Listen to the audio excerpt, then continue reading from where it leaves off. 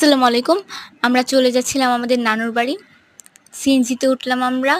ঝিরঝিরি বৃষ্টি শুরু হয়েছে আমাদের উঠার পরে। বৃষ্টি নামার নামই নেই। আর সিএনজি ভরারও নাম নেই। ২ জন মানুষ দরকার ছিল। আমরা সিএনজিতে বসে অপেক্ষা করছিলাম। কিন্তু মানুষ পাওয়া যায় না। একজনকে পাওয়া গেল। তারপর অনেকক্ষণ পরে আরেকজনকে পাওয়া গেল। আমরা বাসা থেকে বের হয়েছিলাম প্রায় ১টার দিকে। শুক্রবার ছিল। আর আমরা বসে থাকতে ১টা ৫৩ বাজে তখন আরেকজন মানুষ আসে। তারপরে আবার ২টা ১০-এ আরেকজনকে পাওয়া যায়। তারপর ওই যে সিএনজি বাবাজি চলতে শুরু করলো। বৃষ্টিতে মানুষদের অনেক অসুবিধা হচ্ছে।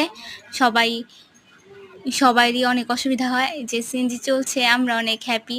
সিএনজিতে উঠে কখন যাব, কখন পৌঁছাবো। আমরা সবাই আরকি আমাদের আন্টির বাসায় গেলে একটু খুশি হই। অনেক খুশি হয়েছিলাম। সবাই সুন্দর করে সেজে-গুজে একদম রেডি হয়ে যাই অনেক আগে থেকেই। আর সাজতে তো আরও ১ ঘন্টা ২ ঘন্টা বাজেই।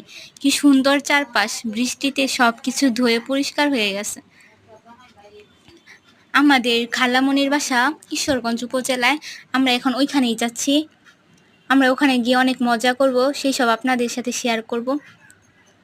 রাস্তাটা আমাদের যেতে ১ ঘন্টা লাগে। জ্যাম না থাকলে আরও আগেই হয়ে যায়। আমরা চলে এসেছি। এখন এই যে আমাদের ভাই কালো চাঁদ, সে গান গাচ্ছে। একটা গিটার কিনেছে সে। তার বেসুরে কণ্ঠে গান গান ধরেছে। আমরা সেটাই শুনছিলাম, বসে আড্ডা দিচ্ছিলাম। সব ভাই বোনরা একসাথে এতদিন পর দেখা হয়েছে। আমরা সবাই অনেক খুশি। এই যে আমাদের ভাই বোনেরা সবাই দুষ্টামি করছিল, পা ভিজিয়ে রেখেছিল।